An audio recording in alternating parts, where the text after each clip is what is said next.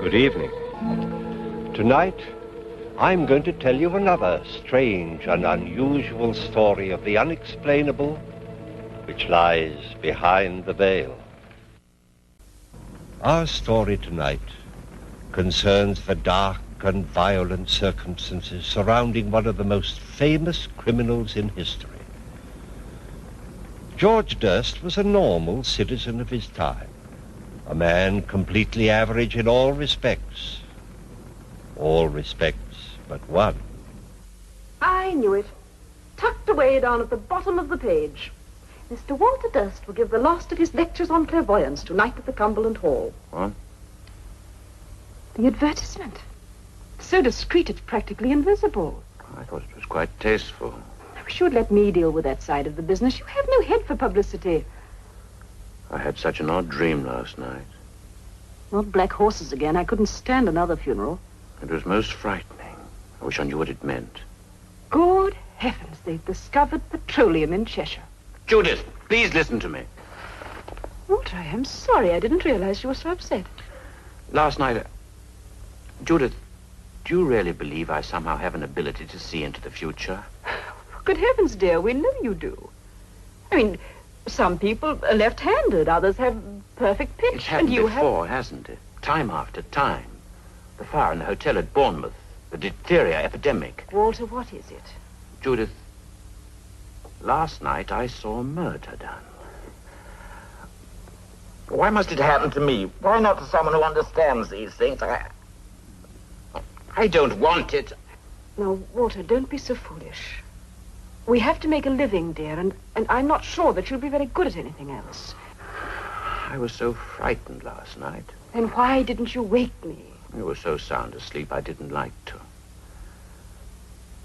Just after I went to sleep, a most odd feeling, as though something were trying to get inside my head, something pushing and probing, and then an odd sound like nothing I'd ever heard before, and then the picture, misty at first, the buildings all blurred, and then all at once it came quite clear.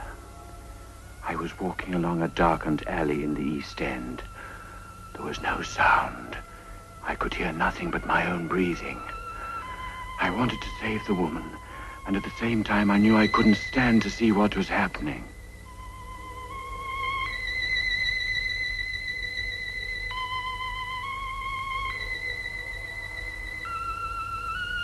Suddenly I found myself outside some horrible drinking house. I remember hearing the ticking of a clock. I knew it was important to see the time. My body floated as though it were no more than mist, and the light at the corner of the lane seemed to draw me to it. I felt as if something were guiding me, begging me to look up at the street sign. Bucks Row. I saw it quite clearly, and yet I'd never even heard of the place before. I wish I knew what it all meant. Darling, why should it mean anything? It's probably just an ordinary old nightmare after all that lobster you had last night. No. There was such purpose to it, almost as though I'd been made to see it for some reason. In the early hours of this morning, Timothy Durrant, a cart driver, was returning to his lodgings in Whitechapel when he saw what he thought was a tarpaulin lying in the gutter. Crossed the road for a closer look, only to discover that it was a woman lying there. A lighted match revealed that her throat had been cut. The body has been identified as that of Mary Nichols, 42, a woman of unfortunate reputation, who had last been seen alive but very drunk just before 2:30. The police surgeon has stated that in addition to the throat wounds which caused death, the body had been almost completely... Does it say where it happened? Yes. The body was found in Bucks Row. The doctor also stated that in his opinion, the crime had been committed by somebody with considerable knowledge of surgery. Yes, the surgeon's knife, the scalpel. And moreover, it was the same person who brutally murdered Martha Turner 3 weeks ago on the night of August the 7th. An inquest is being held. All the details. Walter, you've got to go to the police. The police? There can't be any motive for killing these terrible women, so the man is probably mad. Don't you see there may be more murders? More dreams. Walter, think what it would mean if you could go to the police and tell them exactly when and where the next killing would be. No, I won't have any part of it. It's nothing to do with me. Walter, that is a disgraceful attitude. The seeing of justice done isn't merely the business of the police. It's the responsibility of every member of the community. Why, it might mean the saving of countless young lives. Oh, they were hardly young. Walter, it is your duty to go to the police. All right. I suppose you're right. As usual. And, darling, think of the publicity.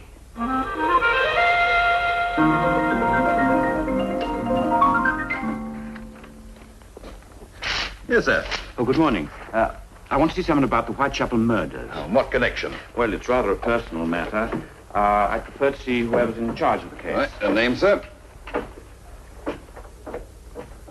Clairvoyant. Yes? You're new, aren't you? I beg your pardon? You haven't been in before? No. Well, Inspector McWilliams in charge of the case. I'll tell him you're here. Let's see if you don't mind waiting a while.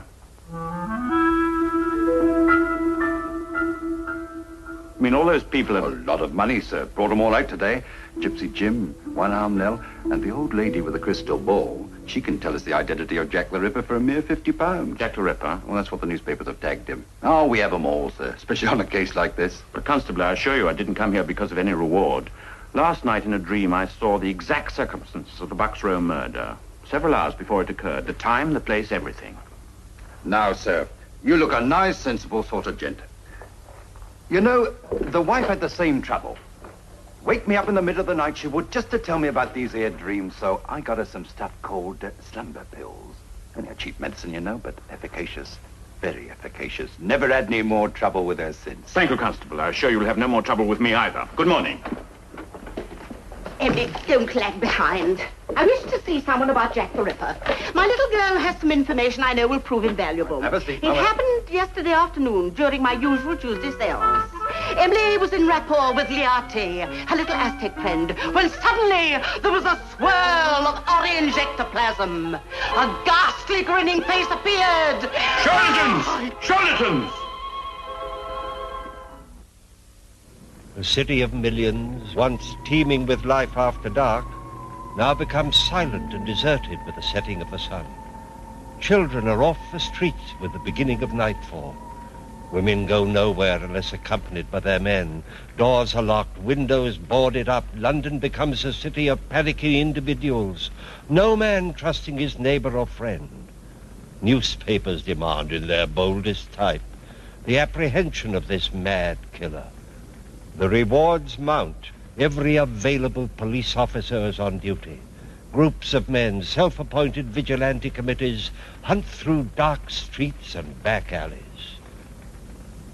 But to no avail. The man they seek might well have been a ghost.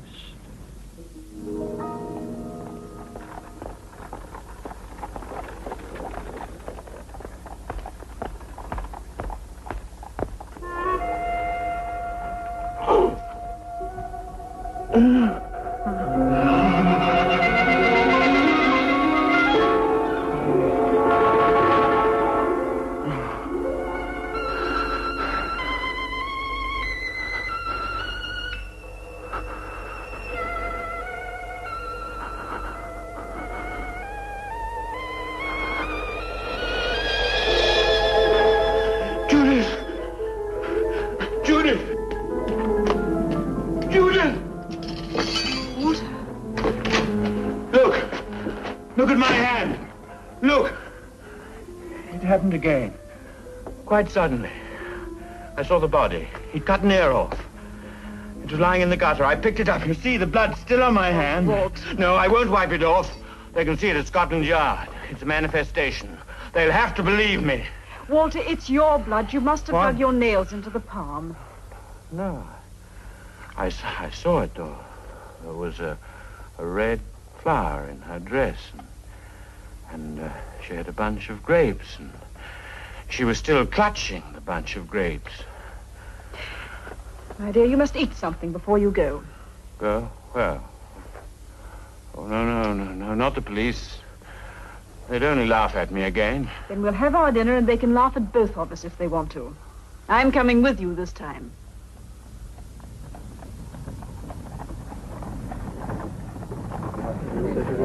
First, please, thank you. 2 pennies. Yes, madam. First, please. I think I've got some pennies. Change at Oxford Circus and take... What? He's here. I can feel it. Somewhere quite near. Oh, what are you talking about? Jack the Ripper. He's here on this bus.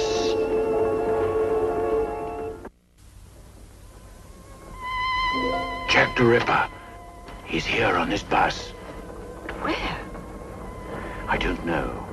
But I can feel the vibrations.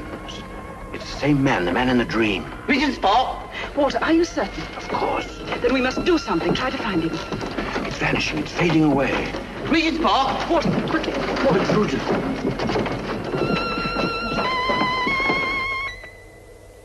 No, Judith. It's madness. It's too dangerous. There, going into the park.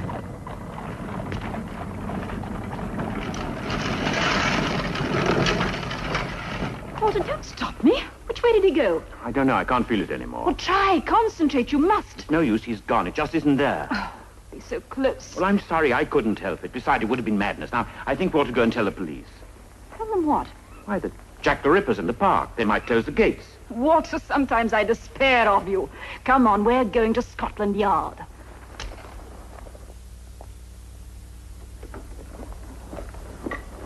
Oh, I didn't expect to see you here again, sir. I want to see Inspector McWilliam, isn't it?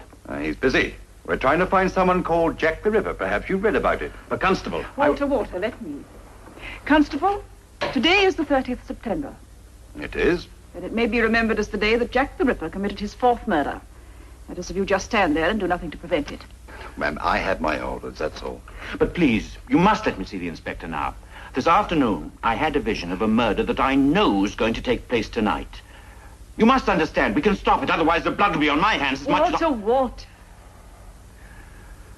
So a woman will be found dead tomorrow, with her ear severed from the head. What did you say? I saw it in the dream. The ear was lying beside her in the gutter. Constable, this way, ma'am.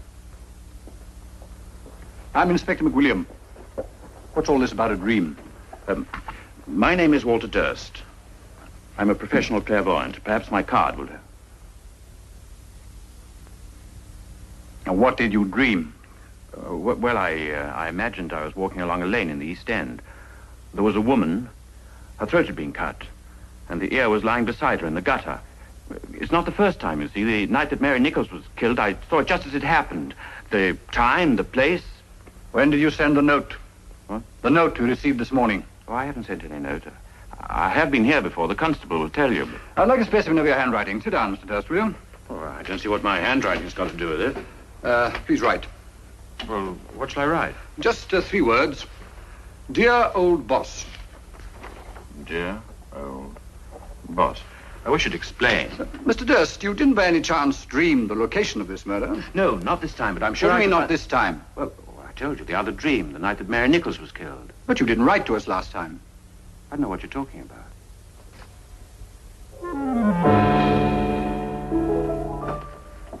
Then you must believe me, Inspector. I told you that I saw it.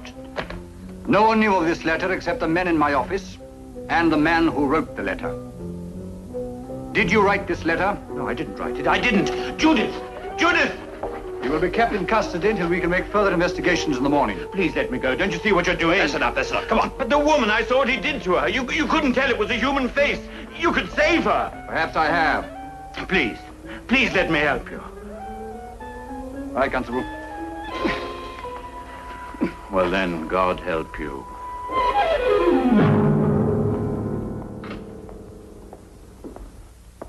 What time is it? Are you still awake? The time, please. They took my watch away. Oh, I don't know. It's a bit after 1. You better get some shut-eye. Not this night. Tell Inspector McWilliam to have a good night's rest. Tomorrow he may not sleep quite so easily.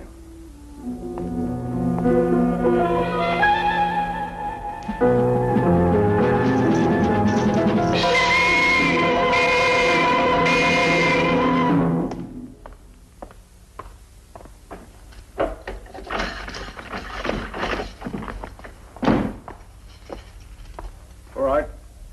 They want to see you at the yard. Can you hear me?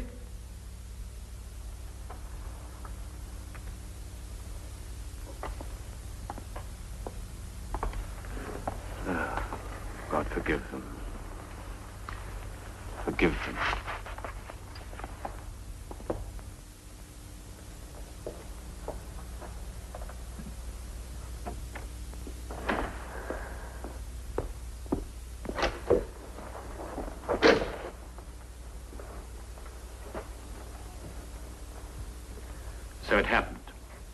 And it was in your power to save that life. 2 lives. 2 women murdered within an hour.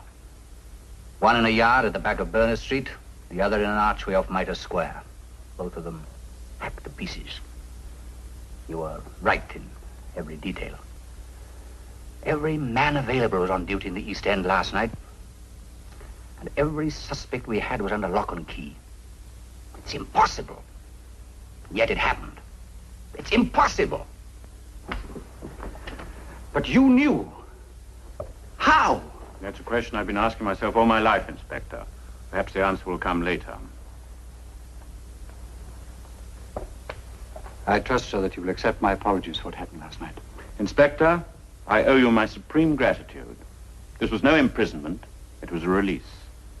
Until last night, I've been afraid of this gift I have. Ashamed because I was not quite normal. My wife had had my courage and my convictions for me. Now I know this power was given to me for a purpose. Respect must be paid to it, and to me. I wish to heaven I'd believed you last night. Should you dream again, of course I shall act immediately. We can act now. Walter, last night? No, this was no dream. But I can find Jack the Ripper. Probably tonight. This time I shan't even ask how. Every policeman in London is at your disposal. And that won't be necessary. Shall we meet at my house at 7 o'clock? At 7.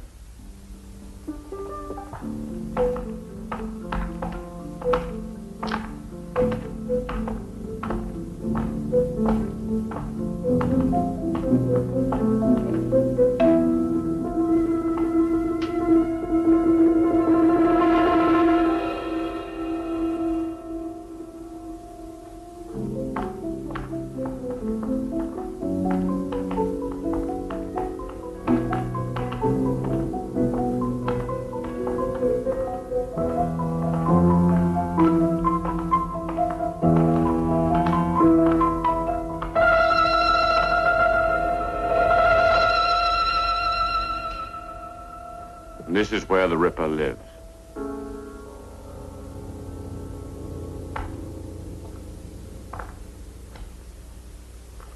G.R. Willardon, FRCS. Do we knock? I don't know. I don't think we can wake them at this late hour. This is where he lives. It's incredible. A large house in Harley Street, FRCS. Fellow of the Royal College of Surgeons. Inspector, there's a dog lying at the foot of the stairs. Seems to be light on, sir.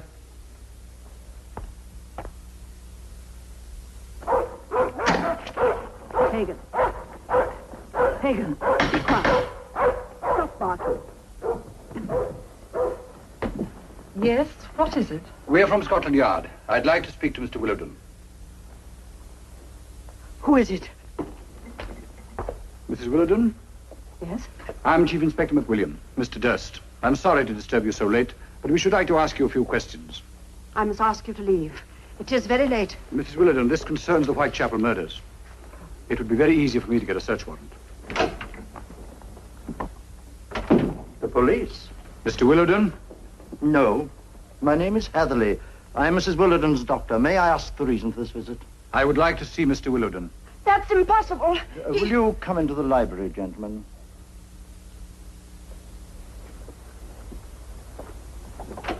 All right, Constable.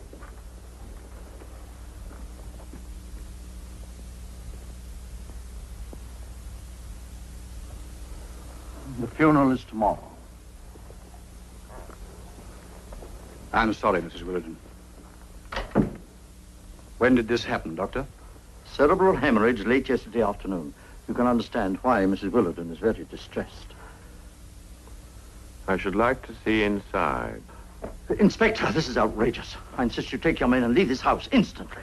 Did you sign the death certificate, Doctor? I did. May I see it, please? It's not here. It's at my surgery. Why did you come here? We have reason to believe that your husband knew something about the Whitechapel murders. Why? I'm not at liberty to say. You think he's Jack the Ripper? Mrs. Willardon, I'm here to ask questions, not make accusations. This is a strange... Did you notice anything unusual about your husband's behavior these last few weeks? Mr. Willardon has been ill I'm for some... talking to Mrs. Willardon. Will you please answer my question? You know, don't you? You know. Myra. Of course they know. Don't be such a fool. Why else would they have come here? They followed him. They saw the blood. Blood? Mrs. Willerton is hysterical, you understand? What blood?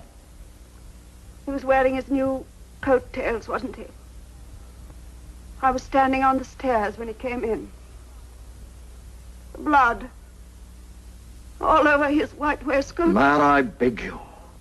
It doesn't matter now. I don't want the secret any longer. Why didn't you tell the police? He was my husband. I loved him very much once. He was so gentle then. Seems quite a long time ago when he had to give up the practice. Oh, it was terrible seeing the change in him. I wonder what made him do those things. One day I heard Pagan screaming down here in the library. He wasn't allowed in here at all. When I came in, he was sitting just over there, biting at his paw. There was a hatpin right through it. He used to love the dog so much, too. And there were the bats. You know that he paid boys off the street to catch bats for him. They'd bring them in a bag to the back door. I saw once what he did with them. He dipped them in paraffin and lit them so that he could see the poor burning things go flapping round his head, and he'd clap his hands and laugh like a child. Then at night, he began to go out.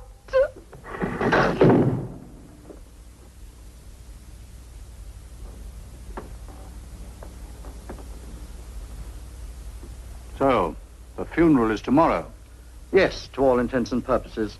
The obituary notice has appeared in the Times, and a few relatives have been invited to a simple service in the morning. Where is he, Doctor?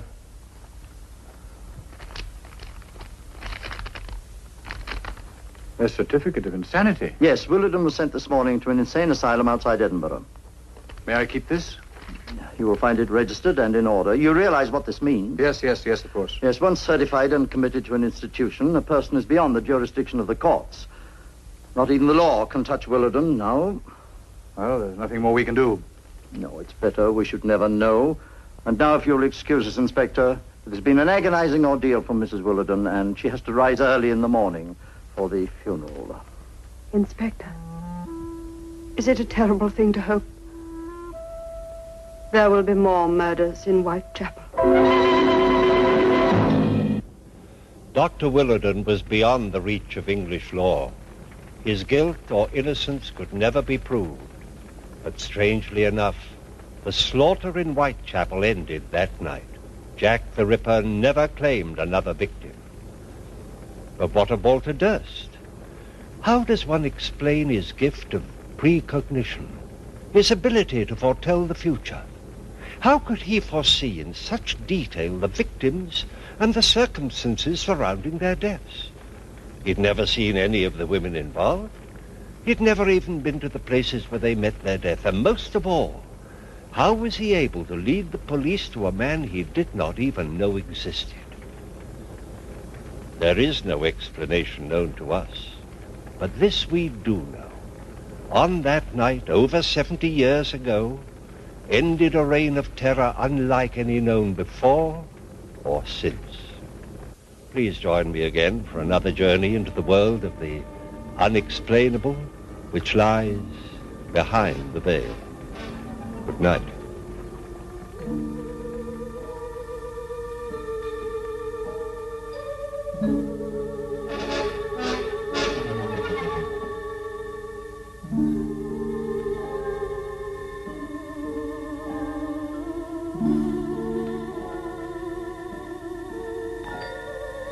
Thank you.